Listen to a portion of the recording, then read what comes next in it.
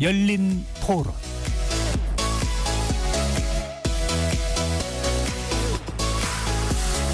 안녕하십니까. KBS 열린 토론 배종찬입니다. 지난주 월요일 전 세계에는 증시가 일제히 급락하는 이른바 블랙 먼데이로 주식시장은 대혼란에 빠졌었는데요. 다우지수와 S&P 500 지수는 2022년 9월 이후 약 2년 만에 가장 큰 낙폭을 기록하게 됐습니다. 미국 영향을 받아서 국내 증시 역시 크게 요동치게 됐습니다. 이런 상황에서 최근 국책 연구기관인 KDI는 올해 국내 성장률 전망치를 2.5%로 수정해 발표를 했고요. 지난 5월달 발표를 했던 전망치보다 0.1%포인트 하향 조정이 됐습니다. 미국과 중동전쟁 리스크 그리고 내수 부진이 원인으로 꼽히고 있는데요. 오늘 열린 토론에서는 하반기 경기 전망을 집중적으로 해보겠습니다. KBS 열린 토론 지금부터 시작합니다. 치열한 토론 속에서 더 나은 세상을 찾아갑니다. 올바른 세상을 만드는 첫걸음. 평일 저녁 7시 20분 KBS 열린 토론. 오늘 토론 함께해 주실 세 분 소개합니다. 김정식 연세대 경제학부 명예교수 나오셨습니다. 네, 안녕하십니까. 정규철 한국개발연구원 KDI 경제전망실장 함께하시고요. 네, 안녕하세요. 황세훈 자본시장연구원 선임연구위원 자리하셨습니다. 네, 안녕하세요. 네, 자본시장연구원이 한국거래소 출연 연구기관이죠. 네, 한국거래소와 이제 예탁결제원이라든지 기타 기관에 의해서 출연돼서 운영되는 민간 연구기관입니다. 네, KBS 열린 토론 시민분들과 함께하고 있습니다. 문자로 참여하실 분은 샵 9730으로 의견 남겨주시고요. 단문 50원, 장문은 100원의 정보 이용료가 붙습니다. KBS 모바일 콩으로도 무료로 참여하실 수 있고요. KBS 1라디오의 모든 프로그램은 유튜브에서도 함께 하실 수 있습니다. 많이 들어와 주시고 구독 꾹 눌러주시고 또 좋아요도 보내주시면 좋겠습니다. 자, 경기 또 경제 전망 상당히 중요합니다. 세 분과 토론하기 전에 우리 시민분들은 향후 경기 전망 어떻게 하는지 들어보고 오겠습니다. 계속 우려가 되고 있죠. 우리나라는 가계부채가 증가가 계속되고 있고 그게 줄지 않기 때문에 소비 부분은 계속 힘들 것이고 혹시 수출 부분이 더 잘 될 수도 있겠지만 내수 부분 이쪽에 계속 어렵기 때문에 긍정적으로 썩 보지는 않습니다. 네, 아무래도 예전보다 이제 물가가 많이 올랐기 때문에 그런 게 걱정이 되긴 하지만 그래도 우리나라가 오히려 또 수출이 늘었다고 그런 소식을 또 듣긴 했거든요. 다른 국가들보다도 항상 뉴스에서는 어렵다고 나오지만 그래도 이 위기를 항상 잘 극복할 것 같다는 생각이 또 듭니다. 최근에 이제 주식 갑자기 조정받듯이 그런 건 있는데 저 개인적으로 투자하고 싶진 않아요. 인플레이션으로 인해서 모든 게 과평가가 됐으니까 버블도 깨어 있는 것 같고 일단은 금리는 이제는 인하하는 조건으로 가기 때문에 그런 것들이 이제 영향이 있지 않을까. 더 이상 나빠지지는 않을 것 같은데 제가 볼 때는. 저도 개인 사업자인데 그냥 버티는 거예요. 방법이 없어요. 저도 대출 받은 것도 있고 갚아야 되니까 해야 되는데 계획대로 되지 않으니까 대출 받기도 힘들고 담보 잡을 수 있는 부동산이 있어야지 해주니까 대부분이 신용으로 받을 수 있는 사람은 별로 없을걸요? 아직은 체감 안 되죠. 왜냐하면은 어느 정도 조정은 받는다고 했는데 장이 주식도 그렇고 근데 낙폭 떨어진 거에 비해서 어느 정도는 회복했는데 더 떨어져야지 침체가 몸에 와닿지 않을까요? 저는 자영업자나 사업자들의 입장이 아니라서 단순하게 직장 다니는 근로자니까 잘은 못 느끼겠어요. 당연히 글로벌하게 경기 침체 오면 당연히 우리도 미칠 수 있죠. 우리나라 산업 자체가 자체적으로 성장하는 데 아니라 대부분 수출하는 기업이고 대외적인 무역에 많이 의존하기 때문에 당연히 영향이 있을 수 있다고 생각합니다. 시민 여러분들의 의견 어떻게 들으셨는지요? 버티고 있다. 상당히 어려운 경기 상황으로도 볼 수가 있을 것 같고요. 자, 우선 하반기 경기 전망 전에 지난 5일 미국 증시가 급락을 했습니다. 블랙 먼데이 얘기를 하는데 김 교수님, 급락 이유가 뭡니까? 네, 미국 경기가 우리가 이제 연착륙할 걸로 이렇게 예상을 하고 있었는데 이것이 경착륙하지 않나 하는 그런 우려 때문에 주가 폭락했다 이렇게 볼 수 있고 그 경착륙하는 신호는 시그널을 미국의 그 7월달에 제조 구매 관리자 지수가 예상보다 많이 떨어지고 또 실업률이 또 4.3%를 이렇게 올라가니까 그 미국이 경기가 경착륙하지 않느냐 이런 우려가 커진 것 같습니다. 그리고 근데 또 거기에다가 일본은행이 금리를 또 높이면서 미국에 투자하고 있는 그 일본 자금들이 미국에서 빠져나가지 않느냐 이런 것 때문에 미국의 금융시장이 그 요동을 친 것 같습니다. 이른바 N 현상도 있고요. 네, 황세훈 연구위원께서는요. 네, 한 가지 조금 추가적으로 말씀드릴 필요가 있다고 생각되는 게 지금 이제 김 교수님께서 말씀해주신 그 리세션에 대한 공포, 그다음에 엔캐리 청산에 대한 뭐 그런 우려도 존재합니다만. 공포입니다. 경기 침체에 대한 공포, 그다음에 엔캐리 트레이드가 청산될 수 있지 않을까 이런 부분들도 중요한 요소로 작용했겠지만 저는 일정 수준 시장의 비이성적인 그러니까 발작적인 과민 반응 같은 것들이 상당 부분 존재했지 않았나라는 평가를 내리지 않을 수가 없고요. 이게 보면 이전에도 미국 경기가 침체기로 갈 거다라는 그런 이제 경우들은 여러 번 반복적으로 발생했단 말이에요. 그럼에도 불구하고 그럼 매번 이런 발작적인 굉장히 높은 수준의 주가 폭락이 발생했느냐를 살펴보면 별로 그렇지는 않단 말이에요. 따라서 그리고 그 이후의 주가 흐름들을 살펴보면 아마 이때 굉장히 시장이 발작적인 조금 과민 반응도 여기에 상당한 역할을 했지 않았나 이렇게 좀 평가를 해야 될 것 같습니다. 황세훈 연구위원이 보시기에는 감기는 아니다. 재채기 정도였었다. 이렇게 이제 해석을 하시는데 정 박사님은 어떻게 보시는지 심지어 이제 설명하는 미국발 경기 침체 아까 이제 고용지표 얘기도 나왔습니다만 R의 공포 또 샤움의 법칙 이런 용어들이 나왔습니다. 경기 침체가 맞습니까 아닙니까? 몇 개가 안 좋은 지표 나온 건 맞아요. 그러니까 우리가 그 미국이 2, 4분기 성장률도 되게 좋았거든요. 그래서 사람들이 이제 미국 경기가 뭐 둔화될 것은 생각하는데 이제 언제 둔화될 것인가, 언제 이렇게 전환될 것인가를 많이 보고 있는데 좀 이번에 좀 연속해서 좀 안 좋은 지표들이 나오다 보니까 조금 좀 과대 해석된 그런 경향이 있는 것 같습니다. 아까 말씀하셨지만 이제 제조 구매자 지수라는 게 각 기업의 구매자들은 경기에 상당히 민감하단 말이에요. 이 사람들을 설문조사해 보니까 상당히 경기를 부정적으로 보고 있고 또 미국의 고용시장도 뭐 지금 그렇게 나쁘지는 않은데 좀 실업률이라든지 이런 것들이 좀 빨리 올라가는 그런 모습이 이제 연속적으로 나오다 보니까 특히 비농업 분야 쪽이에요. 비농업 분야의 그 신규 고용이었고요. 저는 샤움의 법칙 사실 이번에 처음 들어봤는데요. 이제 실업률이 뭐 한 3개월 이동 평균을 했을 때 과거의 최저점보다 0.5%포인트가 높으면 이제 경기 침체다 이런 뭐 법칙이 있는데 지금 0.53%가 나왔기 때문에 또 그 기준에는 또 만족하는 상황입니다. 사실은 뭐 우리가 0.49는 경기 침체 아니고 0.51은 경기 침체고 뭐 이런 건 아닌 것 같고요. 그런데 좀 전반적인 지표를 보면 아직까지 그렇게 뭐 미국 경기가 급락하는 그런 신호가 많지는 않습니다. 저도 아까 홍 박사님과 약간 의견이 좀 비슷한데요. 좀 금융시장에서 뭐 이런 지표들이 조금은 그 과민하게 반응한 것 같긴 하고요. 그리고 뭐 좀 지나니까 또 조금은 안정되는 그런 모습도 있긴 했습니다.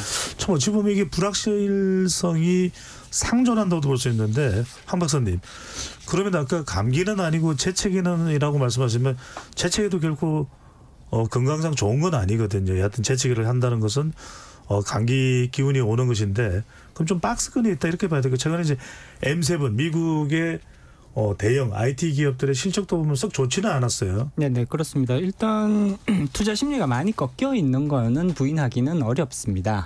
근데 이제 미국 주가가 어떤 식으로 흐르고 있는지를 한번은 살펴볼 필요성이 있을 것 같은데요. S&P 500 지수를 기준으로 살펴보면 8월 1일 날 5,446포인트였다가 이게 이틀 그러니까 2거래일 만에 5,186포인트로 떨어지게 되거든요. 이게 260포인트가 하락이 하는데 4.8%의 하락률을 보입니다. 굉장히 큰 폭의 이틀 동안 4.8%가 시장이 내려간 거니까 굉장히 큰 폭의 하락이죠. 근데 그 이후에 바로 반등이 시작됩니다. 반등이 시작돼서 5,446포인트에서 5,186포인트. 그러고 나서 어제 종가 기준으로 보면 5,434포인트까지 또 바로 회복이 돼요. 미국 시장 같은 경우에는 사실 이틀간의 급락이 그 이후의 반등에 의해서 거의 다 회복되는 모습을 보여주고 있거든요. 나스닥 같은 경우도 상황은 굉장히 비슷합니다. 8월 1일 기준으로 17,000포인트가 넘었다가 이게 이틀 동안 994포인트가 빠지게 되죠. 5.8% 하락합니다. 이틀 동안 굉장히 큰 폭의 하락이죠. 근데 그 이후에 다시 또 반등을 해서 17,187포인트 어제 종가 기준으로 보면 그러니까 17,194포인트에서 폭락을 시작했다가 지금은 다시 또 17,187포인트까지 거의 다 회복을 해버렸다라는 의미인 거거든요. 그렇기 때문에 이 이틀간의 이 대폭락 상황 그러니까 현상은 어떻게 보면 물론 이제 경기 침체에 대한 우려가 커지고 있는 거 분명하고요. 그다음에 지정학적 리스크도 부각되고 있죠. 국제 유가가 또 불안해질 수도 있다. 뭐 이런 부분들. 이렇게 되면 인플레이션에 대한 우려는 재차 또 상승할 위험성도 물가가 올라가는 겁니다. 물가가 올라갈 위험성도 가지고 있는 거거든요. 이런 부분들에 대한 우려가 커지고 있는 것은 사실입니다만 이틀 동안 시장이 너무 과민하게 반응한 것이 아니냐. 불과 이틀 동안 떨어졌던 게 그 이후에 약 4거래일 또는 5거래일 동안 거의 다 회복이 되어버렸단 말이에요. 그렇게 내려갔던 것이 또 급 반전해서 올라가는 그런 건 그 이유는 어디 있다고 봐야 될까요? 그만큼 이제 투자자들의 투자 심리가 많이 이렇게 이제 취약해져 있다. 예를 들자면 이런 이제 실업률 지표가 지금 올라가고 있잖아요. 그다음에 구매 관리자 지수 같은 경우도 조금 나쁜 쪽으로 가고 있고. 근데 그 폭이 큰 폭의 하락이냐 악화냐라는 것들을 살펴보면 이전에도 비슷한 종류의 그런 이제 실업률 상승이라든지 구매 관리자 지수의 하락이라든지 이런 거는 여러 번 있었단 말이에요. 알겠습니다. 그럼에도 불구하고 굉장히 예민하게 반응하고 있다는 거죠. 세 번 말씀 듣고 보면 아주 심각하지 않게 볼 수도 있는데 김 교수님 그러면은 경기 침체에 공포를 털어낸 겁니까? 아니면 아직도 민감하게 봐야 되는 겁니까? 경기가 이제 미국이 금리를 큰 폭으로 높였기 때문에 경기가 서서히 침체되는 것, 식어가고 있는 건 사실입니다. 그런데 그게 갑자기 경기가 이제 침체되느냐 아니면은 완만하게 우리가 이제 연착륙이라고 하는 소프트 랜딩 하느냐 하는 그런 그게 이슈인데 저는 이제 이번에도 봤다시피 연착륙한다 이렇게 봐야 됩니다. 왜냐하면은 미국의 작년 경제 성장률이 2.5%였는데 올해 2.1%로 보고 있거든요.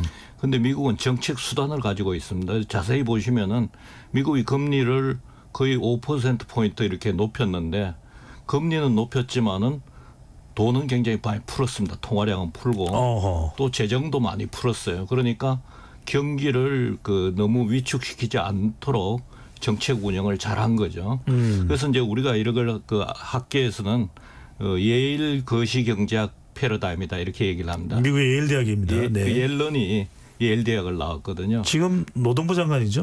재무부 장관. 재무부 장관입니다. 그러니까 이 사람들이 전부 다 그 토빈 노벨 경제학상을 받은 제임스 토빈의 그 트래디션을 따르고 있는데 경기를 상당히 중요시하는 거예요.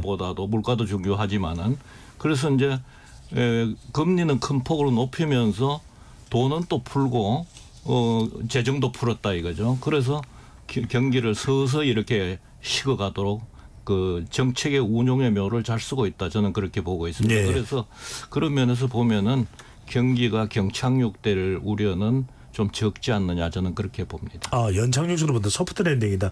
정 박사님은 어떻게 보십니까? 크게 우려하지 않을 만한 상황으로 봐야 될까요? 어떨까요? 물론 위험은 있습니다만 뭐 아직까지 그런 신호가 많지는 않아요. 그리고 결국에는 이제 미국이 지금 상당 기준 5.5%인데 이게 결국에 낮춰야 될 건데 이게 어느 정도의 속도로 또 경기와 얼마나 부합하게 조정하는가 이 과제는 여전히 남아 있는 것 같아요.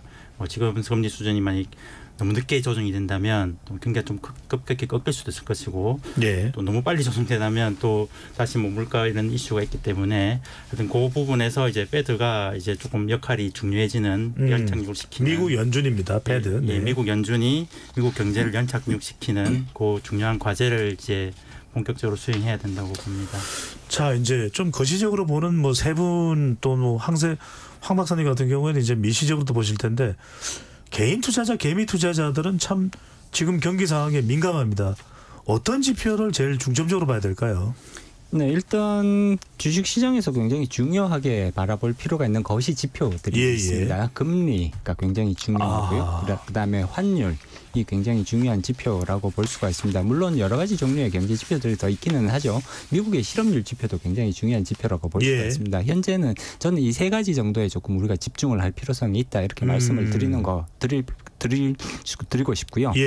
일단 실업률 지표는 다들 아시겠지만 이게 리세션으로 가느냐, 그러니까 경기 침체로 가느냐 아니냐를 보여주는 굉장히 중요한 지표잖아요. 그렇기 때문에 실업률이 더 높아지고 있는지 아니면 다시 또 안정세를 보이고 있는지 이런 부분들에 조금 집중할 필요성이 있고요. 그다음에 금리는 뭐 많은 분들이 이미 컨센서스를 가지고 있습니다. 하락하는 쪽으로 이제 계속해서 진행될 가능성이 높다. 근데 저는 여기서 우리가 한 가지 위험성을 너무 좀 이렇게 낮게 보고 있는 것이 아니냐. 뭡니까? 바로 지정학적 리스크에 대한 이 부분은 우리가 조금 다시 한번 집중할 필요성이 있다고 봅니다.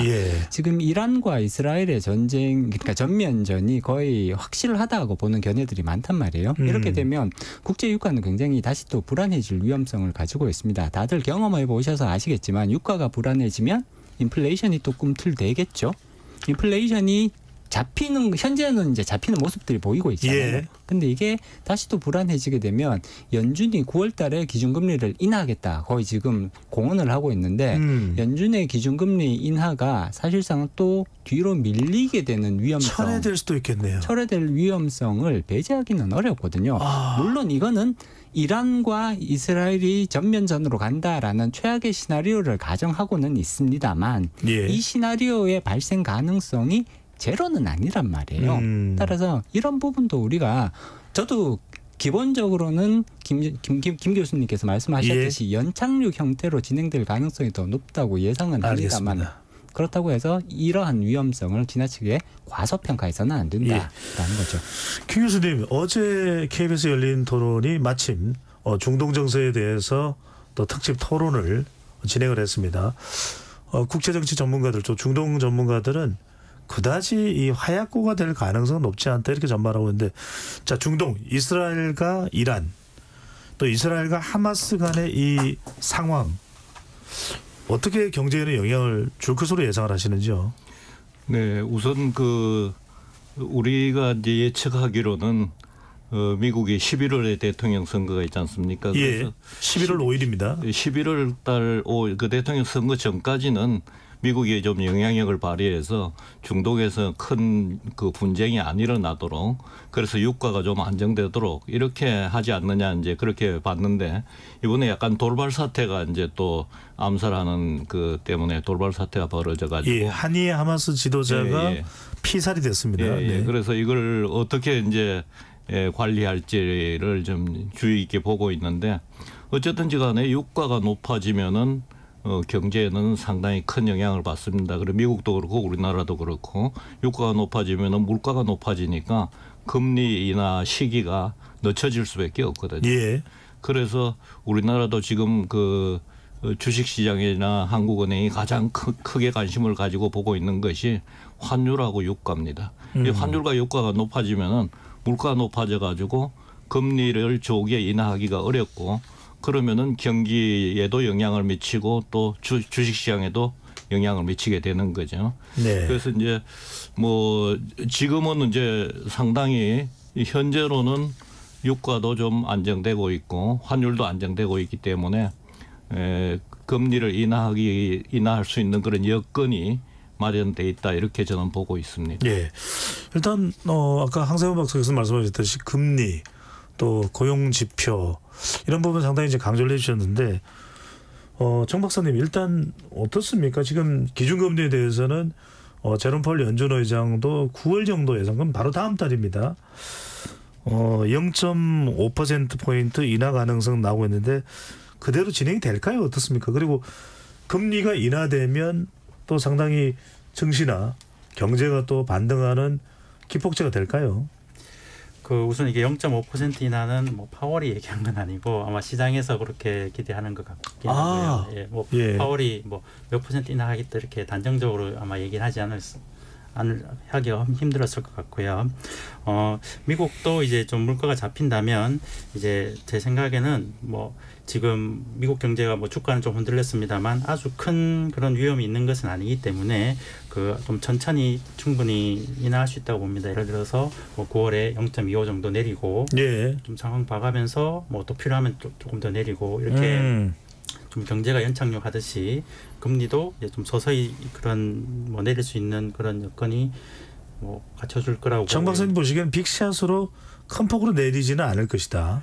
뭐 지금 상황에서 뭐 큰 일이 생기니까 주가는 아까 말씀하셨듯이 좀 진정이 되는 그런 국면으로 좀 와 있기 때문에 뭐 그렇게 뭐 또 경착륙할 가능성이 할 수는 있겠지만 지금 그렇게 가능성이 그 높은 지표들이 많지 않기 때문에 그런 점을 봤을 때 뭐 5.5면 좀 너무 높기 때문에 이 부분을 좀 서서히 줄여나가는 게 좀 그 경제 주체들의 그런 불안도 좀 다독거리고 뭐 그렇게 충분히 할 수 있다고 봅니다. 예, 저도 이제 정 박사님 생각에 동의하는데 우리가 이제 이 금리 인하 폭이라든지 이 시기 이런 부분을 얘기할 때 주로 미국의 월가에서는 작년부터 금리 인하해야 된다 이렇게 얘기를 했고 또 금리 인하 경기가 침체되고 있다 이렇게 얘기를 해왔거든요. 그리고 금리 인하 빨리 해야 된다, 큰 폭으로 해야 된다 이렇게 얘기를 하는데 월가는 그 자기 약간 이해관계가 연관이 있습니다. 속성이 그렇죠. 네. 그래서 학계라든지 이런 데서는 그런 부분에 연관이 없기 때문에 객관적으로 이제 볼 수가 있는 거죠. 그래서 지금 보면은 그 아까도 말씀드렸다시피 경기가 그렇게 급락할 그 경착륙할 가능성은 별로 크지 않기 때문에 금리 인하 폭도 그렇게 큰 폭으로 조기에 인하하기는 저는 쉽지 않다. 왜냐하면은 미국의 인플레이션율이 지금 3%거든요. 그런데 경기만 보고 그 금리 정책을 운영할 수는 없고 실제로 미국은 연준은 물가 인플레이션을 더 중요하게 생각하거든요.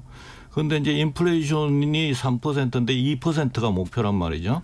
그러면은 우리나라는 이제 2%대로 내려와 가지고 몇 달째 지금 4개월째 2%대에 있으니까 금리를 인하할 수 있는 그런 여건이 조성돼 있지만은 미국은 3%에 있는데 이거 아직 2%에 내려오더라도 몇 달을 지켜봐야 되는데 그렇게 본다면은 그 어떤 경기가 급락하지 않는 한, 큰 경착륙을 하지 않는 한에 있어서는 9월 금리를 큰 폭으로 인하하기는 어렵지 않느냐 저는 그렇게 봅니다. 하더라도 베이비 스텝일 가능성이 높다 이 말씀을 주시는 건데 한 박사님 궁금해지는 것이 우리는 언제 금리를 합니까? 그러면 우리는 9월달에 9월달에 금통위가 안 열리죠? 없습니다. 네, 그러면은 우리는 하는 겁니까? 어떻게 되는 겁니까? 이 부분에 있어서는 굉장히 많은 의견들이 엇갈리고 있지 않나라는 생각이 들고요. 저는 일단 기본적으로 이제 우리랑 연준이랑 그 기준금리 인하 폭을 이제 생각을 해보면 우리는 지금 기준금리가 3.5%고요. 연준은 상당 기준으로 5.5%란 말이에요. 역전되어 있는 상태입니다. 네, 역전되어 있습니다. 2%포인트 역전되어 있는 상태죠. 그리고 연준은 우리보다 금리 인상 횟수를 훨씬 더 많이 가져갔었고 그리고 우리는 좀 일찍 기준금리 인상을 중단을 했잖아요. 그리고 연준은 훨씬 더 길게 가져갔습니다. 이런 부분들을 감안을 할 때 우리가 연준보다 서둘러서 기준금리 인하를 단행할 가능성은 전 상대적으로 좀 떨어지는 것이 아니냐. 연준보다 적게 올렸고요. 먼저 중단을 했습니다. 그리고 역전폭이 지금 사상 최대치로 역전폭이 벌어져 있는 상황이고요. 그렇기 때문에 한국은행의 입장에서도 굳이 이 역전폭을 지금보다 더 키워서 변동성을 증가시킬 요인 자체가 크지 않아 보인다라는 거예요. 그래서 한국은행은 연준이 시작하고 기준금리 인하를 시작하고 시장이 어떤 식으로 반응하는지를 지켜본 이후에 후행해서 기준금리를 인하를 시작을 하는 것이 오히려 여러 가지 불확실성을 해소하면서 기준금리 인하를 가져갈 수 있다라는 측면에서 더 유리하다고 판단할 가능성이 높지 않을까. 그래서 연준보다 서둘러서 기준금리를 인하할 가능성보다는 연준이 기준금리 인하를 본격적으로 시작을 하면 그 효과를 지켜보다가 기준금리 인하를 따라가는 방식으로 진행할 가능성이 더 높다고 봅니다. 그러다 보니까 이창용 하는 총재가 미스터 동결이냐 뭐 이런 또 별칭까지도 얻고 있는 상황인데 한 가지 김 교수님 궁금한 게 지금 미국 대선을 놓고 트럼프 전 대통령의 경우에는 금리 인하 원치 않는다. 금리 상승해야 된다. 이건 어떤 의미로 발언을 하고 있는 겁니까? 그거는 이제 미국의 만약 금리를 인하하면은 조기에 네. 그러면 이제 경기가 좋아져 가지고 트럼프 대통령한테 좀 불리하게 작용하니까 그 트럼프 전 대통령은 금리 인하 선거 전에 금리 인하하면 안 된다. 예. 이렇게 얘기를 하는데 실제로는 트럼프 전 대통령이 만약 당선이 되면은 금리가 지금 더 높아질 걸로 우리가 보고 있거든요. 예. 왜냐하면은 그 보호무역을 해가지고 그 외국에서 물건 수입하는 걸 못하게 하니까 물건값이 비싸질 거 아닙니까? 미국에서 예. 인플레이션이 높아진다는 거죠. 그러면은 금리를 더 높여야지 인플레이션을 잡을 수가 있으니까. 그래서 이제 금리를 높이면 경기가 침체될 거고 침체되면은 주가가 또 떨어질 수 있다. 이제 이런 그 전망까지 내놓는데 우리가 이제 이 금리 정책, 우리나라 금리 정책을 얘기할 때는 이제 뭐 아까도 말씀하셨다시피 금리를 조기에 인하해야 되느냐 안 해야 되느냐 이런 논란이 있으면은 미국하고 우리나라는 좀 차이가 있는 걸 봐야 돼요. 미국은 경기가 호황이고 우리는 경기가 불황인 상태에서 있거든요. 예. 그래서 그런데 이제 물가는 왜 올랐느냐 하면은 물가는 오르는 요인이 두 가지가 있습니다. 하나는 수요가 늘어나 가지고 물가 오르는 경우도 있고 경기가 호황이라서 그다음에 원자재 값이 높아져서 비용 인상 인플레이션이라고 얘기하는 거죠. 우리는 부자 쪽이네요. 그런데 우리나라는 원자재 값이 높아져서 원유값이 높아지고 환율이 높아져서 물가 오른 거고 경기는 침체니까 미국은 수요가 늘어나서 경기가 호황이라서 물건을 많이 사가지고 물가가 높아진 케이스거든요. 그러니까 그 상황이 달라가지고 미국은 금리 인하를 아직 안 해도 될 수 있을지 모르지만 우리는 너무 지금 경기가 침체돼 있고 알겠습니다. 또 자영업자 연체율이 굉장히 높아져 있고 하기 때문에 금리를 그리고 물가는 지금 2%대에 안정이 돼 있고 이 금리를 인하할 수 있는 여건이 돼 있다 저는 그렇게 보고 있습니다. 예.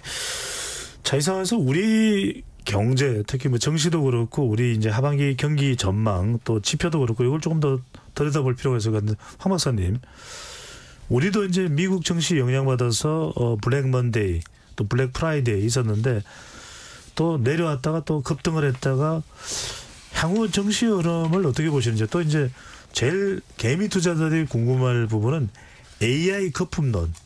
AI 거품입니까? 아닙니까? 일단 뭐 첫 번째 이제 질문부터 조금 짚고 넘어갈 필요성이 있을 것 같습니다. 올해 상반기를 놓고 보면 우리나라 증시 흐름 나쁘지 않았었거든요. 코스피 기준으로 해서 거의 2,900포인트까지 상승. 그러니까요. 3,000 돌파설도 거의 나왔고요. 이제 3,000 가는 거 아니냐. 뭐 이런 얘기가 나왔었는데 이제 그 흐름은 일단락이 되었다라고 평가를 해야 될 것 같습니다. 하반기에는 상반기와 같은 그런 이제 꾸준한 상승 흐름이 나타날 가능성보다는 오히려 이제 조정 장세가 길게 이어질 가능성을 오히려 더 높게 예상을 해봐야 되지 않을까. 여러 가지 증시 주변 환경들을 살펴보면 우호적인 요소들보다는 조금 위협적인 요소들이 상대적으로 더 많아 보인다라고 평가하지 않을 수가 없거든요. 말씀하셨듯이 경기 침체에 대한 우려, 그다음에 엔캐리 트레이드 청산의 가능성이 증가하고 있다라는 거, 국제 유가가 불안해질 수도 있다라는 이런 부분들 여러 가지들을 감안을 할 때 조금 증시는 그러니까 상반기와는 조금 대조적인 흐름을 보일 가능성이 오히려 더 높아지고 있다. 조금은 방어적인 그런 포지션을 가져가시는 게 더 필요하지 않을까 이렇게 이제 말씀드릴 수 있을 것 같고요. 그다음에 AI와 관련해서 AI 거품론, 지금 AI 종목들에 대한 지나친 낙관론은 좀 경계하실 필요성이 있을 것 같습니다. 이제 AI 거품론이 나오면 항상 가장 먼저 나오는 종목이 있죠. 엔비디아라고 가장 먼저 나오는 종목이 있는데 엔비디아 주가 같은 경우를 살펴보면 6월 18일 날 종가 기준으로 최고치를 찍습니다. 135달러를 돌파를 하거든요. 이랬다가 지난 8월 7일에 엔비디아의 주가가 98달러까지 빠지게 되거든요. 135달러까지 갔던 게 98달러까지 떨어집니다. 물론 다시 이제 좀 회복을 하죠. 회복을 합니다만 이제 우리가 주식시장에서 많이 쓰는 이제 주가 수익률 비율 PER이라는 주가 수익률 PER입니다. 많이 쓰고 있죠. 많이 쓰죠. 엔비디아의 주가 수익률 비율을 보면 70배를 넘어가고 있거든요. 그리고 10년 평균 PER을 살펴보면 엔비디아 같은 경우에는 57배 정도에서 유지가 되고 있습니다. 그런데 이게 지금 70배를 넘어서고 있단 말이에요. 물론 여전히 성장성이 좋기 때문에 이거는 쉽게 말해서 비싼 거 아니다. 앞으로 훨씬 더 커질 기업이다라고 보는 견해들이 존재합니다. 그렇지만 현재까지 엔비디아는 굉장히 초고속 성장을 했었고요. 주가도 어마어마한 속도로 높아져 왔었던 거거든요. 이런 흐름이 과연 계속될 수 있을 것이냐. 우리가 사실 테슬라가 굉장히 주가 상승이 가파르게 이루어졌던 시기가 있었거든요. 그리고 어느 정도 주가 상승이 이루어진 다음에 테슬라에 대한 거품론이 대두되기 시작했습니다. 알겠습니다. 이런 것들을 감안을 해보면 조금은 우리가 여기에 대해서 신중한 판단을 내려야 되지 않을까 싶습니다. 그럼 완전히 몽땅 이제 거품으로 보기는 힘들겠지만 그럼에도 불구하고 PER을 볼 때는 조금 신중할 필요는 있다라는 말씀을 주셨고요. 자, 하반기 경제 전망 이 부분 오늘 정말 당사자가 나오셨습니다. 정규철 박사께서 KDI 경제 전망 실장이신데 왜 전망을 낮추신 거예요? 자, 일단 우선 말씀드려야 될 게 저희가 2.6에서 2.5%로 낮췄는데 소폭 낮췄다. 아주 작은 폭으로 낮췄다. 이것을 일단 먼저 말씀드립니다. 잠깐만요. 실제로는 더 낮아지는 상황일 수도 있었다는 말씀이신 겁니까? 예, 만약에 수출이 안 좋았다면 더 낮아졌을 것입니다. 저희 전체 숫자는 조금 바꿨는데 그 내부 숫자는 상당히 많이 바꿨습니다. 수출이 저희 생각했던 것보다 훨씬 좋았고 내수는 저희 생각했던 것보다 훨씬 나빠졌습니다. 그래서 이게 어느 정도 상쇄되다 보니까 조금 조정했고 근데 내수가 조금 더 많이 안 좋아져서 낮췄고요. 수출이 좋아진 걸 보면 이제 반도체 부분이 그 상당히 뷰가 좋아졌습니다. 그 세계 반도체 무역협회라는 데서 반도체 경기에 대해서 전망을 합니다. 한국은 이제 메모리 반도체를 많이 생산하는데요. 작년 11월에 뭐라고 했냐면 올해 반도체가 44.8% 증가할 것이다. 엄청난 숫자죠. 그런데 6월 달에는 44.8%가 아니라 76.8%. 훨씬 더 좋을 것이다 이렇게 하면서 저희도 수출을 애초에 올해 5.6%라고 생각했는데 7.0%로 올렸습니다. 저희가 지금 성장률을 2%, 2.5% 이렇게 얘기하는데 7%라는 숫자는 엄청나네요. 엄청난 숫자고 저희가 이런 전망치를 다시 낼지는 모르겠습니다. 네, 워낙 우리 반도체는 또 수출에 차지하는 비중이 크지 않습니까? 비중이 크고 또 메모리가 워낙 또 변동성이 큰데 지금 잘 그 사이클 올라온 것이고요. 반면에 저희 내수는 또 상당히 부정적으로 봤습니다. 저희가 아까 금리 얘기도 많이 하셨습니다만 이 고금리 기조가 내수에 상당한 압력을 가하고 있다고 봅니다. 내수라고 하면 보통 소비를 많이 얘기하고 또 기업들 설비 투자도 생각보다 너무 안 좋은 방향으로 이제 가버렸습니다. 그래서 민간 소비를 제가 1.8%를 했는데 1.5%로 성장률 2.5인데 1.5는 또 상당히 낮은 거고 투자는 더 낮습니다. 0.4% 그러니까 0%대 이 정도로 되고 있다는 것이 이제 고금리가 상당히 영향을 미치고 있다는 것이고 그래서 수출은 개선, 내수는 부진. 근데 합쳐 보니까 0.1 정도 낮아지고요. 그리고 경상수지도 우리가 큰 관심이 있는데 보통 수출이 개선되면 경상수지 흑자가 발생하고 또 한편 내수가 부진하면 우리가 별로 안 쓰기 때문에 또 경상수지 흑자가 또 커집니다. 이 두 개가 동시에 커지다 보니까 경상수지 흑자를 저희가 올해 770억 달러 상당한 대규모죠. 상반기에 이미 한 그 절반 정도의 380억 달러 했기 때문에 한 하반기에 한 390억 정도 하면 알겠습니다. 상당히 큰 폭의 흑자가 예상됩니다. 교수님 세 분과 이제 이 2.5%로 조정된 우리 경제 전망치 이야기를 좀 나눠봐야 될 것 같은데 교수님 이게 내수 부진이다. 이거 어떻게 봐야 됩니까? 이게 수출도 잘 되고 있고 무역 수지도 양호하고 그럼 상당히 좀 긍정적으로 내수는 내수 부진은 어쩔 수 없는 거잖아 이렇게 봐야 될까요? 어떻게 봐야 될까요? 그 내수가 침체되고 내수가 부진하다는 거는 우리가 느끼는 보통 사람들이 느끼는 체감 경기가 굉장히 안 좋다. 그래서 왜 그러면 수출은 되고 성장률도 작년에 1.4%에서 2.5%, 6% 이렇게 전망하는데 왜 내수는 침체돼 있느냐? 하는 건 여러 가지 원인이 있는데 첫 번째로 고금리입니다. 아까도 정 박사님 말씀하셨다시피 금리가 높으면은 이자 부담이 늘어나거든요. 그러면은 지금 옛날에 저금리 때 비해서 거의 이자를 두 배 이상 내야 되는 거니까 가처분 소득이 줄어들면서 소비할 수 있는 여력이 없어집니다. 돈맥 경화돼 있는 상황이네요. 그렇습니다. 그래서 이제 결과적으로 소비가 줄어드니까 내수가 침체되는 그런 요인도 있고요. 그 외에도 이제 물가가 많이 올랐지 않습니까? 실질 소득이 줄어들어요. 그래서 소비가 또 줄어드는 그런 측면도 있기 때문에 그 외에도 지금 또 이 노동제도도 우리가 52시간 초과 근무제 때문에 지금 여러분들 서울 시내 8시가 되면은 거의 교통이 별로 한산해집니다. 예. 그 9시 되면은 음식점하고 커피숍 문을 다 닫아버려요. 그러니까 그 소비가 엄청나게 줄어들 수밖에 없는 거죠. 그래서 내수 경기가 위축돼 있다 이렇게 볼 수가 있습니다. 그래서 물론 이제 반도체의 그 연관 효과, 낙수 효과라고 얘기를 하죠. 연관 효과가 반도체의 경우에 굉장히 적은 것도 하나의 그 원인이다 이렇게 보는데 우리 수출의 상당 부분이 반도체 수출이거든요. 예. 이 반도체 수출을 해봐도 그 보통 중소기업이라든지 다른 기업에 이렇게 파급되는 효과가 작다는 겁니다. 이른바 낙수 효과가 크게 발휘되지 않는 것도 이유일 수 있다. 그렇습니다. 네, 황 박사님 이 2.5%의 전망치 어떻게 봐야 될 거라고 보시는지요? 2.5% 전망이 저는 그렇게 나쁜 수준까지는 아니라고 평가를 합니다. 작년보다는 높습니다. 네, 작년보다 높고요. 그다음에 우리나라 잠재 성장률이라는 개념으로 보통 많이 접근을 하잖아요. 잠재 성장률을 생각을 해보면 2.5%는 잠재 성장률 근처에 있는 성장률이란 말이에요. 그래서 특별히 이게 굉장히 나쁜 수치냐 그렇게 평가할 수는 없다. 그리고 우리나라 경제 성숙도가 높아지면서 점점 더 성장률이 어쩔 수 없이 떨어지는 부분들이 생긴단 말이에요. 따라서 2.5%에 대해서 우리가 그렇게 또 실망을 할 필요는 없다고 저는 개인적으로는 평가를 합니다. 그리고 이제 내수와 관련된 부분들을 말씀해 주셨는데 우리나라는 만성적인 내수 부진에 시달릴 수밖에 없는 국가거든요. 말 그대로 일정 규모의 인구, 그다음에 국내에서 소비돼서 우리 워낙 이제 수출 지향형의 국가이기 때문에 내수 부진이라는 걸로 어떻게 근본적으로 해소할 수 있는 방안이 있을까요? 뚜렷하게 이런 부분들을 개선하기는 사실 상당히 한계가 있을 수밖에 없고요. 오히려 인구가 지금 살짝 줄어드는 그런 국면으로 이미 들어가 버렸잖아요. 예. 그런 상황에서 내수가 아주 활발하게 이렇게 커지기에는 분명히 한계를 가질 수밖에 없다. 오히려 이런 내수 부진은 조금 주어진 조건으로 생각을 해야 되지 않을까. 결국은 우리나라는 수출이 잘 되면 경기가 전반적으로 다 좋고 수출이 어려워지면 전반적으로 다 나빠지는 이런 이제 조금 변동성이 높은 경제 구조가 당분간은 유지될 수밖에 없지 않을까 싶습니다.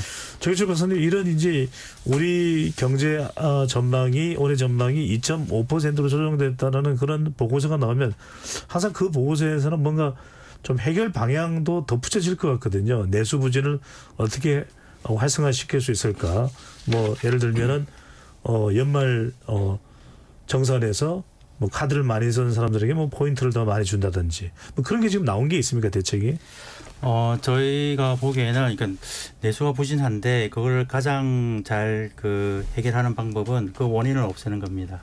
우리 아까 말씀드렸지 원인은 고금리입니다. 그럼 우리가 왜 고금리를 했는가 생각해 보면 물가가 높았기 때문이죠.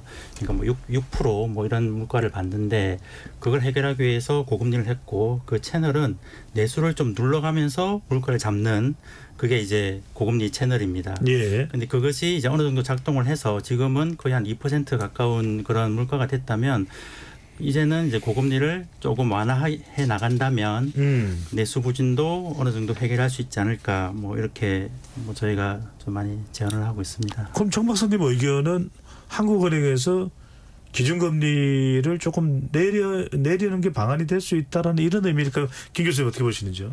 그렇습니다. 내수를 살리는 방법은 아까 말씀하셨다시피 고금리가 원인이기 때문에 금리를 인하하는 방법이 있고요. 만약 금리를 인하해도 많이 인하할 수가 없습니다. 왜냐하면은 주택 집값 문제라든지 가계부채, 물가 문제 이런 것들이 있기 때문에 금리를 조금만 인하하면 소폭 인하해서 내수가 살아나지 않으면은 그때는 저는 정부가 재정 정책을 써야 된다 이렇게 생각을 하고 있고요. 그래서 뭐 좀 전 국민한테 돈을 이렇게 나눠주는 게 아니라 가난하고 좀 빈곤층한테 돈을 좀 지원을 해준다든지.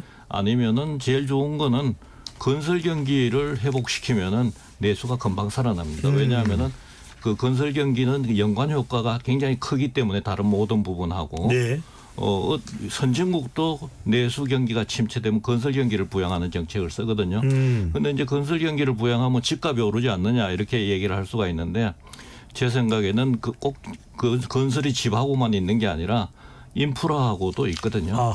그래서 저는 저소득층이 사는 지역에 인프라를 교통 인프라라든지 이런 걸 만들어주는 그런 지출을 하면은 그러면은 소득의 그 불평등도 부의 불평등도 좀 줄어들고 우리는 경제에도 굉장히 큰 좋은 효과를 가져오지 않느냐 그렇게 해서 몇 번 얘기를 하는데 뭐 그게 잘 정책으로 선택되지는 않더라고요. 알겠습니다. 뭐 다양한 또 의견도 내주시는 것 관련해서는 한 걸음 더 2부에서 들어가 보도록 하겠습니다. 토론이 진행되는 동안 청취자분들께서 의견 많이 보내주셨습니다. 내용 확인해 보겠습니다.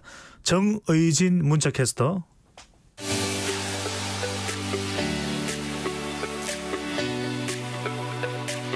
네, 지금까지 청취자 여러분이 보내주신 문자들 소개합니다. 8908님, 미국 증시로 국내 증시가 큰 폭으로 흔들리는 거 보고 놀랐습니다. 미국 재채기 정도의 국내는 휘청이니 투자자들은 가슴만 쓸어내릴 뿐입니다. 6703님, 이럴 때 금융투자소득세가 그대로 시행돼야 하는 건가요? 투자자들이 국내 증시 떠나게 될까 무섭습니다. 이에 대한 전문가들의 의견도 궁금합니다. 6501님, 내수가 부진할 수밖에 없습니다. 이미 가계대출도 너무 많이 껴안고 있고요. 물가 주춤한다고 하지만 이미 올라도 너무 올랐습니다. 취업하려고 해도 다들 경력 있는 사람들만 찾네요. 아이스티를 마시면님, 미 기준 금리 올리는 순간 집값 폭등 열차 타는 겁니다. 미국이 올렸는데 우리도 올리는 거 수순이죠. 지금은 집값에 놀라 정부가 주택담보대출을 올린다 해도 금리가 낮아지는데 그런 엇박자가 얼마나 가겠습니까? 이래저래 정책적 지혜가 필요한 순간입니다. 김갑수님, 예금금리 올리고 은행이 손해 있어도 대출금리는 낮춰야 합니다 해주셨고요. 연어도리님, 거품 붕괴 살짝 된 거 가지고 침체라고 단정 짓기에는 너무 이른 것 같습니다. 언론과 뉴스가 괜히 불안 조장하는 거 아닌가요? 상식적으로 미국 대선이 코앞인데 집권당이 차기 집권을 위해서라도 경기 침체가 되게 놔두겠나요? 라고 보내주셨네요. 네, KBS 열린 토론. 이 시간은 영상으로도 생중계하고 있습니다. 유튜브에 들어가셔서 KBS 1라디오 또는 KBS 열린 토론을 검색하시면 지금 바로 토론하는 모습 보실 수 있습니다. 방송을 듣고 계신 여러분이 시민 논객입니다. 계속해서 청취자 여러분들의 날카로운 시선과 의견 보내주세요. 지금까지 문자캐스터 정의진이었습니다.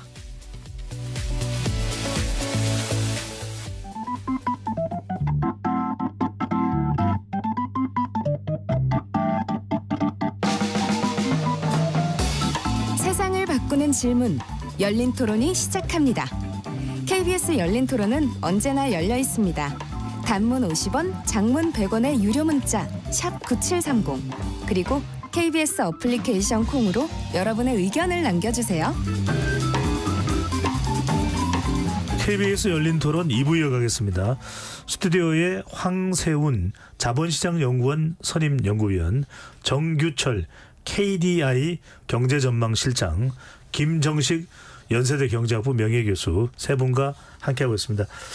조금 더 들어가 보겠습니다. 내수부진과 관련된 이야기를 나눴는데 먼저 고용시장은 우리는 괜찮은 건지, 아까 황세훈 박사께서 미국 지표를 볼 때 뭐 실업률, 그다음에 고용지표나 뭐 이런 것들 잘 볼 필요가 있다는 말씀을 주셨는데, 정 박사님, 일단 우리 지금 고용시장 상황은 어떻습니까? 안 좋습니다. 예. 그러니까 구체적으로 설명해 주시면요. 네. 고용도 결국에는 경기에 영향을 받지 않을 수 없고, 특히 고용 제조업이나 반도체 이런 쪽은 사실 고용을 많이 하지는 않습니다. 대부분 서비스업인데, 서비스업은 우리가 소비와 상당히 관련이 높은데 불과 한 1-2년 전만 하더라도 우리가 뭐 그 전년 동월 대비로 취업자가 한 20-30만 명 늘고 있었습니다. 예. 근데 최근에 5월달, 6월달 보면 10만 명도 미치지 못했습니다. 그만큼 좀 고용 시장이 좀 조정되는 국면이고, 특히 안 좋은 부분이 아까 말씀드린 서비스 그 소비와 관련된 서비스업, 지금 또 건설 경기가 안 좋기 때문에 건설업 이쪽이 이제 좀 많이 둔화되면서 좀 고용 시장이 좀 많이 조정되는 그런 국면에 접어들었습니다. 예. 아니, 황 박사님, 이 고용이 중요한데 무역 수지도 양호하고 또 수출도 잘 되고 있고, 사실 내수 부진은 주로 이제 서비스 관련이면, 그러면 그래도 잘 나가고 있는 AI 반도체나 조선이나 이런 데는 더 채용을 할 여력도 있을 것 같은데 지금 대학 졸업생들이 취업 삼수사수하는 상황은 뭐가 이유가 되는 겁니까? 실제로 생산 활동에 있어서 인력에 대한 수요는 계속해서 줄어들고 있다는 것이 가장 큰 문제라고 볼 수가 있습니다. 우리가 이제 고용을 얘기할 때 항상 중요한 부분은 양질의 일자리가 계속해서 생겨나느냐 이런 부분이거든요.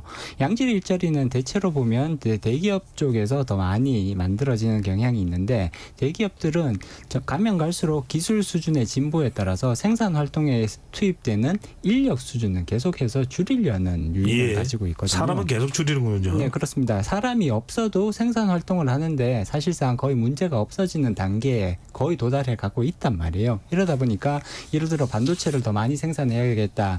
그 이제 HBM 같은 그런 이제 반도체 고부가가치의 반도체를 생산을 더 많이 하려면 예전 같았으면 메모리입니다. 네. 예전 같았으면 인력을 더 많이 고용을 하는 유인들이 생길 텐데 요즘은 인력 없이도 다 자동화, 기계화 그리고 컴퓨터로 그런 모든 생산 공정을 처리해버리는 이런 방식으로 접근을 하고 있단 말이에요. 그렇기 때문에 기업은 수출을 많이 해서 굉장히 돈을 많이 벌게 됩니다. 그럼에도 불구하고 고용은 오히려 더 나빠지는, 우린 더 이상 사람 필요 없어. 이렇게 되어버린단 말이죠. 그렇기 때문에 이런 것들이 결국은 양질의 일자리가 줄어드는 데 있어서는 상당히 크게 영향을 미친다고 볼 수 있습니다. 일자리가 줄어드는 거는 먼저 거시적인 요인은 이제 내수 경기가 침체되어 있기 때문에 일자리가 줄어든다 이렇게 볼 수가 있고요. 그런 면에서는 이제 좀 더 성장률을 내수 경기를 좀 부양해야 된다 이렇게 볼 수가 있고 서비스 관련 쪽이라도 더 근본적인 원인은 산업의 경쟁력이 낮아졌기 때문에 그렇습니다. 아니 지금 수출도 잘 된다고 하는데 반도체도 잘 나가는데 반도체만 빼면은 실제로 우리가 수출이 별로 늘어난 게 없거든요. 그래서 우리의 주력 산업인 뭐 조선이라든지 자동차, 철강 전부 다 중국이 추격을 해가지고 중국이 지금 다 가져가고 있거든요. 그래서 옛날 같으면 조선에서 얼마나 많은 사람들을 고용을 했습니까? 그런데 그것이 없어지니까 이제 문제가 생긴다는 거죠. 그래서 산업에 그러면 기존 산업을 경쟁력을 철강, 조선을 다시 경쟁력을 가지게 하는 것도 물론 중요하지만은 신산업에 있어서 경쟁력을 높이도록 신산업을 육성하는 정책이 굉장히 중요하고 고용을 늘리기 위해서 이것만 되면은 앞으로 저는 20-30년을 또 먹고 살 수 있다. 그래서 청년 실업 문제도 해결되고 그래서 이제 신산업에 대한 이 산업의 패러다임이 지금 바뀌었어요. 옛날에는 우리가 추격을 해가지고 중국을 일본을 추격해서 그 산업을 가져왔지 않습니까? 반도체 등. 그런데 지금은 새로운 산업이 등장했기 때문에 그 새로운 산업에서 뭐 남을 추격할 필요도 없으면 자기네들이 육성해서 경쟁력을 가지면은 그 나라가 선두주자가 돼가지고 20-30년 또 그 나라의 성장률을 높일 수가 있는 거죠. 그래서 굉장히 지금 중요한 시기고 정부가 이 분야에 대해서 뭐 KDI도 그렇지만 이 분야에 대해서 로드맵을 만들어야 됩니다. 그래서 이걸 어떤 식으로 할 것인지 계획을 세워가지고 우리가 이제 반도체나 자동차나 조선 가지고 20-30년 먹고 살았지 않습니까?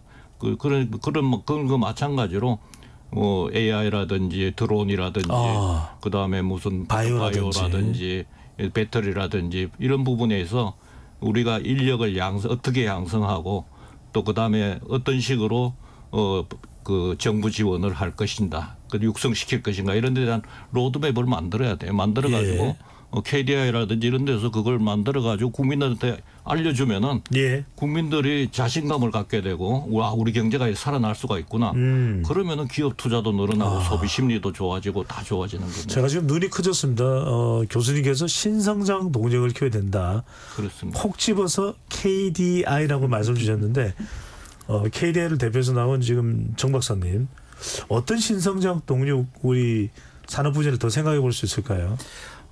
제 생각에는 정부에서 이렇게 하나하나 지목을 할 수도 있겠지만 좀 더 그런 신산업이 좀 등장할 수 있는 환경을 만드는 게 더 중요한데요. 예를 들면 뭐 진입 규제가 많습니다. 지금 새로운 산업이 그 진입해야 되는데 그걸 막고 있는 규제들이 있는데 그런 것들을 좀 완화한다든지 그리고 정부 지원이 지금 중소기업에 상당히 많이 지원되고 있는데 그냥 뭐 차별하지 않고 막 골고루 많이 주고 있는데 그런 것들을 조금 더 혁신성이 강한 그런 산업에 조금 더 집중한다면 아까 말씀하셨던 좀 양질 일자리도 뭐 지금보다는 조금 더 뭐 많이 생길 수 있지 않을까 그렇게 생각합니다. 네, 황 박사님은요.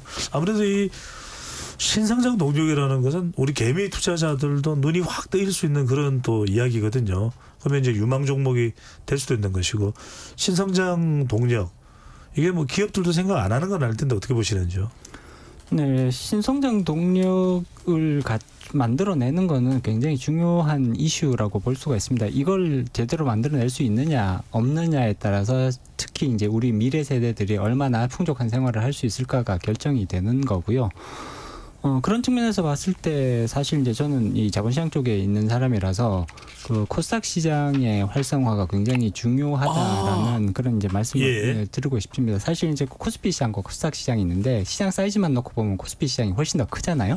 그렇지만 미래에 우리의 먹거리가 어디서 탄생할 것이냐를 생각을 해보면 당연히 코스닥 시장에서 여기서 이제 우리의 미래 먹거리들이 나올 수밖에 없다. 기술 분야, 새로운 이제 신산업 뭐 이런 분야에서 결국은 기업들이 성장을 하고 커지고 나중에 뭐 다시 또 코스피 시장으로 뭐 이전을 해가는 한이 있더라도 여기서 성장 엔진들이 나올 수밖에 없다고 봐야 되는 거거든요. 따라서 코스닥 시장에 우리가 조금 더 많은 관심을 가지고 여기서 자금 조달이 더 쉽게 이루어지도록 지원할 필요성은 있을 것 같습니다. 말씀하신 대로 밸류업 같은 프로그램도 있지만 좀 더 선택과 집중을 할 필요가 있다는 이야기인데 또 아까 교수님 그 정유철 박사께서 한국은행이 좀 기준금리를 내리는 것도 내수 부진을 좀 높일 수 있는 전략이 될 수 있다. 김 교수님 어떻게 보시는지요? 그러면 어느 정도 내릴 수 있고 내려야 되고 언제쯤 내려야 된다고 보시는지요? 그래서 이제 물가도 2%대에 안정이 돼 있고 원래는 한국은행이 이제 물가가 높아질까 싶어가지고 환율에 대해서 무지 신경을 쓰고 있었거든요. 환율이 올라가면은 이제 수입 물가 높아지니까 그러면은 금리 인하 시기가 늦춰질 수밖에 없습니다. 그래서 근데 다행히 환율이 지금 상당히 하향 안정세를 보이고 있기 때문에 금리 인하에 그 여건이 조성됐다 저는 그렇게 보고 단지 지금 가계부채 문제하고 그 주택 가격이 높아지는 부동산입니다. 때문에 금리 인하를 하느냐 안 하느냐 이제 망설이고 있는데 그런데도 불구하고 지금 자영업자 연체율이 10% 이상 넘어가고 있고요. 또 자영업자들의 그 폐업도 많이 늘어나고 있습니다. 내수 경기 침체되면서 그래서 이런 점을 고려하면은 정책의 그 코스트와 베네핏을 비교하면은 금리를 인하하는 것이 더 베네핏이 더 크다 저는 그렇게 보고 있고 그렇게 되면은 10월 정도에 8월달에 금통위가 있지만은 8월달에 지금 여러 가지 불확실성 그 미국 경제 여러 가지 불확실성도 있고 중동 사태도 있고 이러기 때문에 10월 달에 금리 인하를 하는 게 바람직하지 않느냐 그런 생각이고 만약 인하한다면은 큰 폭의 인하는 쉽지가 않다. 그래서 0.25%포인트 정도 인하하지 않느냐 이제 그렇게 저는 이제 전망하고 있습니다. 9월 달에 미국 연준이 예정대로라면 0.25% 베이비 스텝 그러면은 한국은행의 금통위 그동안 동결을 계속 여러분 외쳤던 이창용 하는 총재도 0.25% 이야기 인하가 나올 수도 있을 것이다. 황 박사님 어떻게 보시는지요? 네, 일단 기본적으로 한은은 연준의 기준금리 인하가 시작되면 그때부터는 본격적으로 금리 인하 시기를 이제 검토할 가능성은 높다고 볼 수가 있습니다. 연준이 움직이지 않는데 한은이 선제적으로 움직일 가능성은 저는 여전히 상당히 떨어진다고 보고 있고요. 연준이 기준금리 인하를 먼저 시작하게 되면 그때부터는 한국은행은 이제 임박했다라는 이러한 스탠스로 기준금리 인하를 검토할 가능성이 높다고 그렇게 전망해 볼 수가 있겠죠. 그렇군요. 이게 이야기는 아까 정 박사님께서 제시를 해준 겁니다. 기준금리 내수 부진을 타개하기 위해서는 기준금리를 좀 인하할 필요가 있다. 0.25% 정도만 내려가더라도 내수에는 구체적으로는 좀 어떤 영향이 올 수 있을까요? 반응이 올 수 있을까요? 사실 금리를 인하하고 내수에 파급되기까지 조금 시차가 걸립니다. 그래서 보통 뭐 짧게는 6개월, 9개월, 12개월 이렇게도 얘기하고 있기 때문에 저는 여기 그 계신 분들 조금 의견이 다른 게 저희는 5월 달부터 금리 인하를 얘기를 했었거든요. 조금씩 조정하는 게 좋겠다고 이제 말씀을 드렸고 이제 가장 크게 걱정했던 것이 이제 내수 또 아까 그 연체 그 개인 사업자들 이런 부분이 있고 근데 뭐 어디에 더 주안점을 두냐에 따라서 다르게 볼 수 있을 것 같아요. 그러니까 한국은행의 그 목표가 이제 크게는 이제 물가 안정이 있고 금융 안정이 있는데 지금 뭐 미국과의 금리 차이라든지 또 집값이라든지 이런 것은 금융 안정에 약간의 더 포커스가 있는 것 같고 뭐 저희가 보기에는 지금 우리 금융시장이 뭐 그렇게 위험한가? 물론 위험성은 그 뭐 완전히 없진 않지만 지금은 좀 그 내수나 물가에 조금 더 그 초점을 맞출 때가 아닌가 이렇게 보고 있습니다. 예. 그 한국은행에서 그 금리를 동결하면서 예전에는 물가 얘기를 많이 했는데 요즘은 뭐 부동산 시장이라든지 뭐 가계대출 얘기를 많이 하고 있습니다. 뭐 집값을 말씀드리면 집값이 많이 오르고 있는데 그게 서울 얘기입니다. 사실은 그 6월달 기준으로 전국은 0.04%. 뭐 1년 해도 0.5%가 안 되기 때문에 물가보다 훨씬 낮은 수준이고요. 대신에 수도권은 0.26% 많이 올랐죠. 지방은 마이너스 0.17% 내렸습니다. 양극화가 되고 있군요. 예, 양극화가 되고 있는 상황에서 한국은행이 뭐 특정 지역의 집값을 그렇게 타겟을 할 필요가 있을까 이런 생각이 들고 만약에 그 타겟이 성공을 한다. 그 말은 지방의 집값은 아주 많이 떨어질 것이다. 이렇기 때문에 우리 금리 정책이라는 것은 이제 뭐 전국적으로 다 영향을 미치기 때문에 그런 부분도 조금 감안할 필요가 있을 것 같고요. 한 가지만 더 말씀드리면 이제 금융 불안에 조금 더 이제 뭐 걱정을 우리가 안 할 수는 없는데 또 그거에 대처하는 수단들도 뭐 금리 이외에도 뭐 많이 있습니다. 우리가 보통 DSR이라고 해서 그 요즘 많이 하는데 이제 거시 건전성 정책 그 대출을 좀 더 건전한 사람들에게 주는 뭐 그런 다른 대책도 있기 때문에 그런 대책을 좀 병행한다면 뭐 저는 좀 금리 인하를 뭐 할 수 있고 저는 오히려 조금 늦지 않았나 그렇게 생각하고 있습니다. 예, 오히려 늦었다. 김 교수님, 그런데 많은 분들이 궁금해하는 것은 얼마 전에 한 기업의 이 또 회생인가요? 하여튼 건설 회사 프로젝트 파이낸싱에 대해서 부동산 프로젝트 파이낸싱에 대한 우려도 상당히 있습니다. 이게 큰 경제에 우리 타격을 주는 거 아니냐. 실제 부동산 시장 프로젝트 파이낸싱의 상당히 우려, 위험성 이 부분은 어떻게 진단을 하시는지?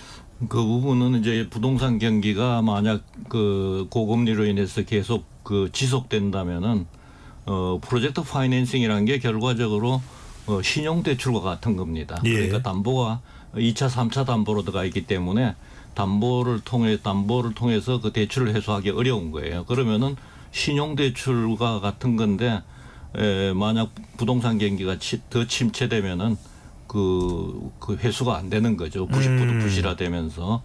그래서 그 부분도 금리를 인하하고 좀 내수 경기를 부양해야 되는 그런 하나의 그 배경이다 이렇게 볼 수가 있고요. 예. 지금 또 이제 그 아까 말씀하셨다시피 왜 부동산 때문에 주택 가격 때문에 금리 인하를 못하고 있다. 못한다 이런 계속한 그 한국은행 이창용 하는 총재의 설명입니다. 예, 그런데 이제 그거는 그 서울 부동산 가격이 왜 오르는가 하는 그 원인을 살펴보면은 이게 그 금리 때문도 물론 큰 영향은 있지만은 실제로는 건축 비용이 많이 높아져가지고 그렇거든요. 철근가 환율이 40%가 오르니까 원자재 가격입니다. 1,000원에서 거의 1,380원까지 오르면은 수입되는 원자재 가격이 거의 40을 많이 올랐다는 얘기죠. 그래서 철근값하고 시멘트 가격이 50% 이상 올랐다고 그럽니다. 그러니까 그 주택을 짓는 그 건축 비용이 앞으로 크게 오를 가능성이 높은 거죠. 그러면서 기존 주택 가격도 이거 오르겠구나 이렇게 생각해서 지금 사람들이 주택을 살라 그러는 거예요. 예. 그러면서 가계 부채가 늘어나게 된 거죠. 그래서 이걸 금리를 안 높인다 그래가지고 그 집을 안 사겠느냐. 앞으로 집을 짓는 원가가 높아지는데 그러면은 결과적으로 그 금리 인하하고도 물론 연관은 조금 있지만은 그게 메인이 아니라는 거죠. 주된 원인이 아니라는 거죠. 그래서 저는 그러면 왜 왜 서울만 주택 가격이 오르고 지방은 오르지 않느냐 하는 거는 교통 인프라하고 연관이 있습니다. 네. 그래서 교통 인프라가 열악하기 때문에 직장이 있는 서울로 들어오는데 2시간씩 걸리도록 이렇게 만들어 놨기 때문에 그러니까 주택이라는 것은 주택 자체만으로서 기능을 하는 게 아니라 주택과 교통 인프라가 결합돼 가지고 결합지의 성격을 가지고 있거든요. 그래서 이게 주택만 지어놓고 멀리 주택만 지어놓고 네가 여기 살아라 그러면 아무도 가서 살지 않습니다. 교통이 돼야 되는 거거든요. 그런데 우리는 신도시만 만들어 놓고 교통은 안 만들어 놓고 이렇게 되니까 자꾸 서울로 몰려드는 알겠습니다. 거예요. 왜냐하면 사람이 사는 거는 시간을 사는 건데 하루에 출퇴근하는데 3시간, 4시간 소비를 하면은 얼마나 그 서울 도심에 있는 것이 가격이 비싸지겠습니까? 그 가치가 있는 거죠, 실제로. 예, 그런 면을 정부에서 알면은 교통 인프라를 신도시의 교통 인프라를 만들어주면은 주택 가격을 안정시킬 수가 있고 가계부채도 줄일 수가 있습니다. 예. 부동산은 정말 한 가지 요인이 아닙니다. 근데 한 과선님 궁금한 것은 결국 부동산은 서울이 그런 이유는 여러 가지 이유가 있겠죠. 또 서울이라고 하는 경쟁력, 지역에 살고 있다라고 하는 또 심리적인 투자 가치, 이런 교육, 여러 가지가 있을 텐데 그러면 기준금리를 인하하는 게 내수 부진을 회복하는 데 좀 도움이 된다면 기준금리를 내리면서 집값은 작아지지 않도록 대출 규제를 하는 그런 지역이나 또는 서울 내에서도 어느 위치냐, 강남이냐, 강북이냐, 또는 LTV냐, DTI냐, DSR을 조정하는 이런 시도를 해볼 수는 없는 건가요? 네, 일단 기본적으로 기준금리를 인하를 하게 되면 그러면 전반적으로 이제 시장금리들이 낮아지겠죠. 그렇게 되면 부채에 대한 수요는 증가할 가능성이 높습니다. 그러면 가계부채는 다시 또 증가를 하고 이런 자금들이 주로 어디로 많이 흘러 들어갈 것인가를 생각을 해보면 당연히 부동산 시장으로 많이 흘러 들어가겠죠. 그렇기 때문에 이제 대출에 관련된 규제가 이제 꾸준하게 강화되는 추세로 갈 수밖에 없는 것이 금리는 결국에는 떨어지게 되어 있단 말이에요. 근데 이 금리가 떨어졌을 때 우리가 제일 걱정을 하는 게 또 집값이 급격하게 상승을 하고 가계부채가 급증을 하고 이것이 경제의 뇌관으로 작용하게 되는 것이 아니냐 이런 우려들이 항상 존재를 하는데 금리는 내려가더라도 대출 규제가 적정하게 이루어지게 된다면 결국은 이 가계부채의 증가 속도나 또는 부동산 가격 상승 속도도 일정 부분 컨트롤할 수 있는 여지들은 생긴다 이렇게 말씀드릴 수가 있는 거죠. 알겠습니다. KBS 열린 토론 오늘 하반기 경기 전망에 대해서 구체적으로 분석을 하고 있는데요. 참 개인은 어떻게 대비를 해야 될지, 정부는 어떤 대책에 좀 주안점을 둬야 될지, 미국발 R 리스크, 또 중동 리스크, 지역적인 정세 불안 이런 부분들 영향을 줄 텐데 어떤 점에 우리는 더 포커스를 맞춰야 될까요? 이 부분 우리 패널 분들께서 1분 30초 정도 마무리 발언을 하면서 정리를 하겠습니다. 정 목사님부터요. 지금 말씀하신 리스크가 상당히 많은데요. 이걸 단기간에 우리가 뭔가 대응하기가 사실 쉽지는 않습니다. 사실 우리한테서 온 것이 아니라 외부에서 온 것이기 때문에 사실 이런 것들은 사실 평소에 우리가 좀 건전성을 좀 관리해 나가는 그런 노력이 필요하고요. 사실 그렇게 노력했던 그런 국가에서 사실 글로벌 금융위기 때도 충격이 좀 적었던 그런 상황이기 때문에 좀 평소에 좀 잘해야 될 것 같고요.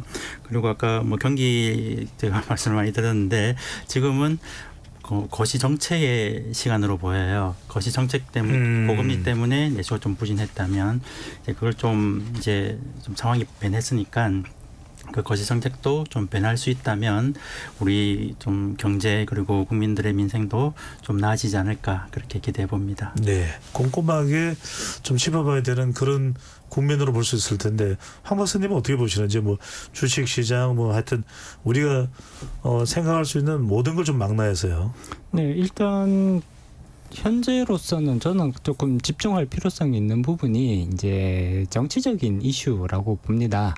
사실 글로벌 경제에 굉장히 크게 영향을 미칠 수 있는 것은 현재의 상황에서는 정치적인 이슈가 많거든요. 가장 대표적인 게 미국 대선. 공화당 후보가 당선이 될 것이냐 민주당 후보가 당선이 될 것이냐 트럼프냐 해리스냐. 네, 그렇습니다. 네. 여기에 따라서 이 미국의 경제 정책 방향성이 완전히 달라질 가능성이 높단 말이에요. 따라서 이런 부분들에 대한 불확실성을 우리가 예를 들자면 해리스 후보가 당선이 된다면 민주당의 기존의 경제 정책들, 다시 말해서 고금리 정책, 고유가 정책 이런 것들이 유지될 가능성이 높습니다. 트럼프 후보가 만약에 당선이 된다면 트럼프 후보는 기본적으로 저유가를 좋아하죠.